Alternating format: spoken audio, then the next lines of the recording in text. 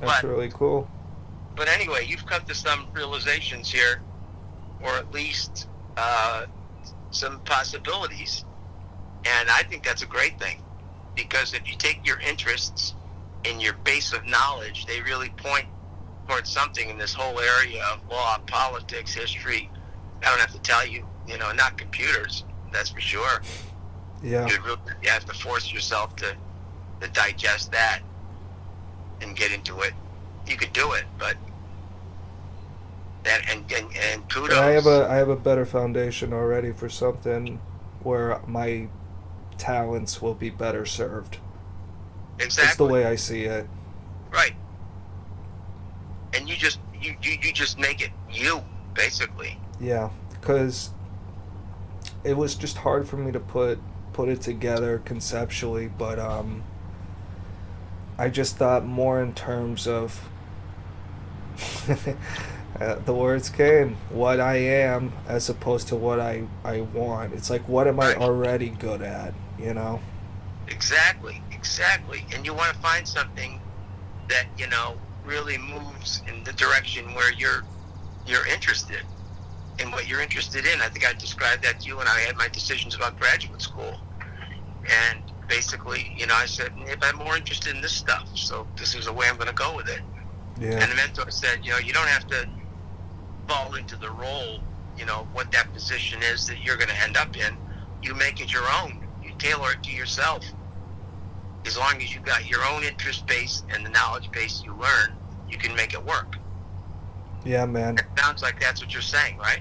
Yes, and it's a fusion of practical career goals and stuff that I've always had on my bucket list anyway. Like, I've always wanted to read the Constitution, read the Federalist Papers again, revisit the Founding Fathers and early American history. So, do you have that curriculum? Did you have a chance to actually look at it? Yeah, I did. And I'm thinking this is right up your alley. Yes, so I wrote that You, all. you read it. You read this stuff anyway. Well, Some of it. I haven't in a while. That's why it's refreshing. So, Yeah. yeah. But I set up I try to combine doing the practical research necessary of, you know, where I can go, what I can do, how much it's going to cost. So that begins tomorrow. That's day one of the curriculum. And mixed in with that, I'm not expecting to read 10 books a week or anything, but I just want like a basic grasp of some broad things. So the first week, sort of the founding documents like the Magna Carta, the Constitution, blah blah blah. So you actually plan on reading this stuff. Doing a little research, not like so I don't need to do a psychotic amount. Like the practical stuff was sort of gonna come first, Mm-hmm. but I don't even like know where to start, so I'm not gonna like with some of these items I just knew I had a broad interest, but I wouldn't even know where to start, so I try to boil it down like week two, the money, the Federal Reserve. Yeah. I don't even know where to begin on researching that, so I'm like, let's try to answer two simple questions: what it started as and what it is today. Excellent. Okay, because I don't know what books, I don't know what sources, I don't know what authors, but if I can kind of address those two basic questions, I have a foundation. You know what I mean? Yep. I mean, And some things I saw here just jumped out at me because I didn't know what the hell they were. Jackal Island.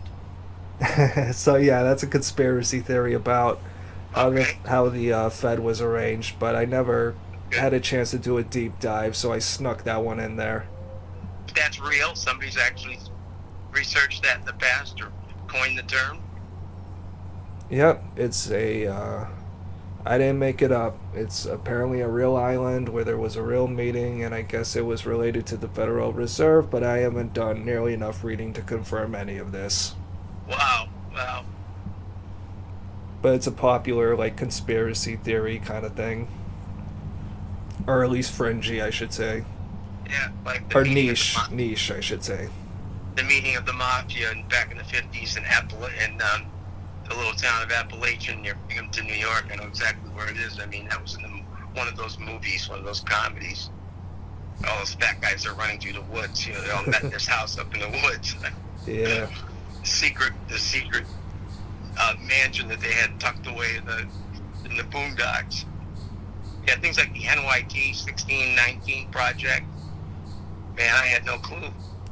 Yeah, that was, I mean, part of why I wanted to thought about being a history professor, because another front of the war against the wokies, which is basically my new term for commies, let me just share this with you real quick, because I heard a phenomenal definition, because I was trying to explain to mi madre what wokeness is, and it kind of stumped me in the moment when I was really trying to explain it.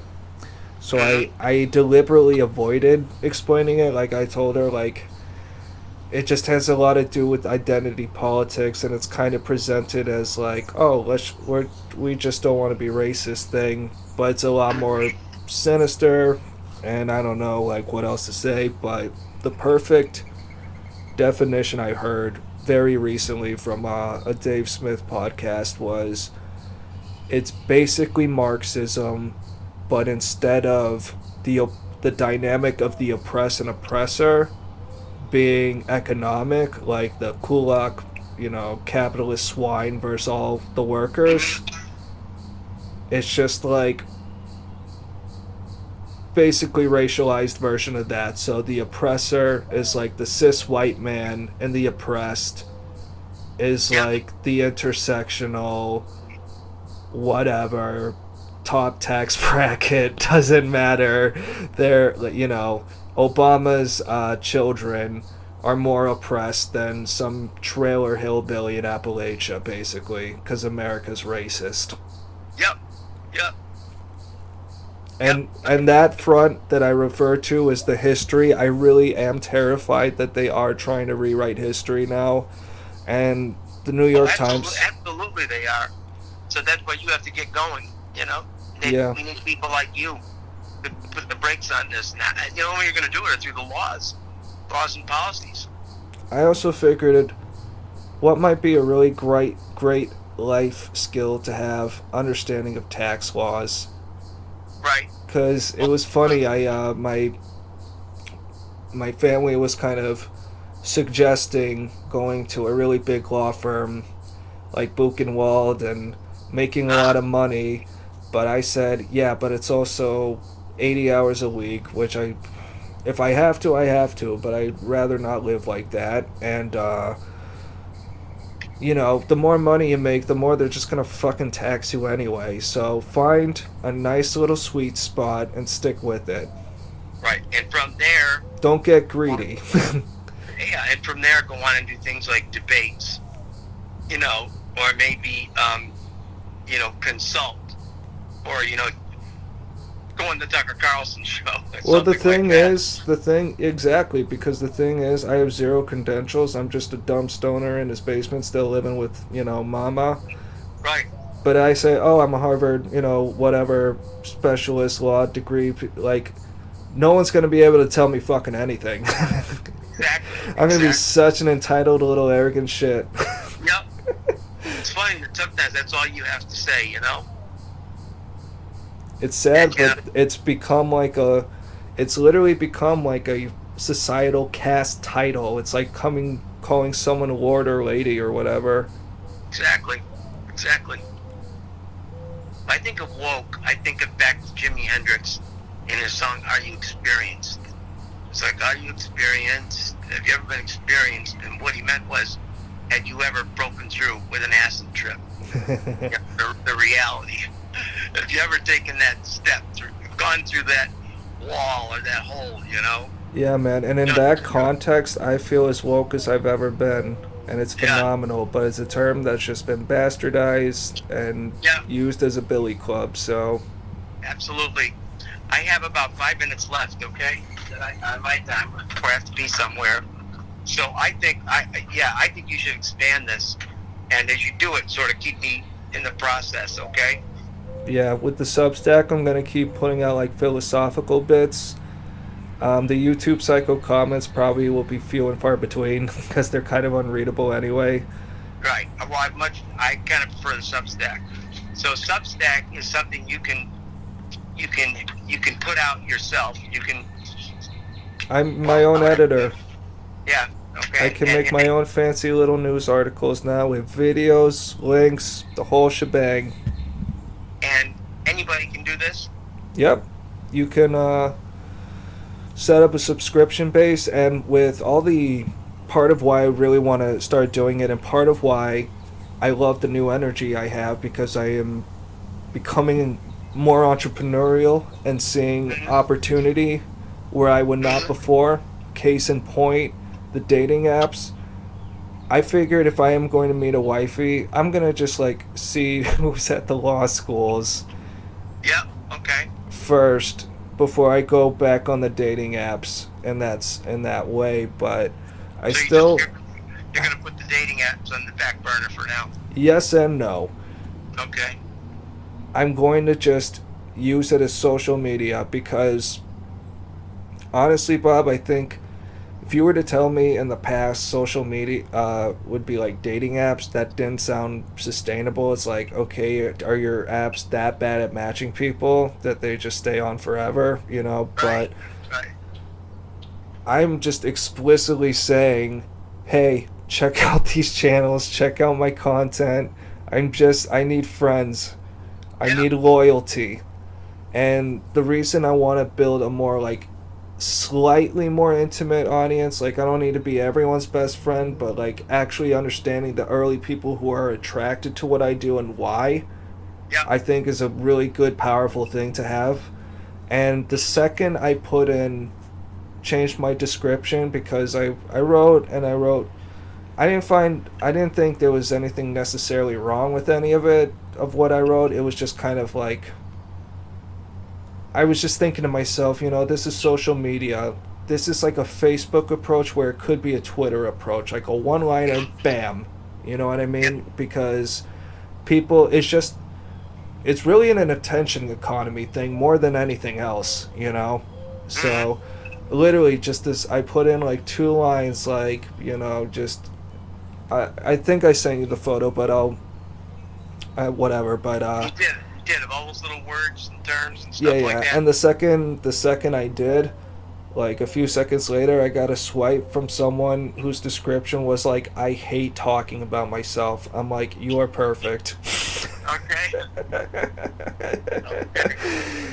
I haven't actually spoken to this person yet at all, but just reading that bio, I was like, you know, because there's so many weird, goofy ways that people are just like marketing themselves, and some of them, like I've read so many profiles that say like I just check here every once in a while for fun or whatever. Like I don't even actually give a shit about any of this. It's like what really got my inspired this idea more than anything else was the Stop Asian Hate campaign thing on Bumble, because I'm like, damn, I never would have thought of indoctrinating people through dating apps, but that's beyond brilliant.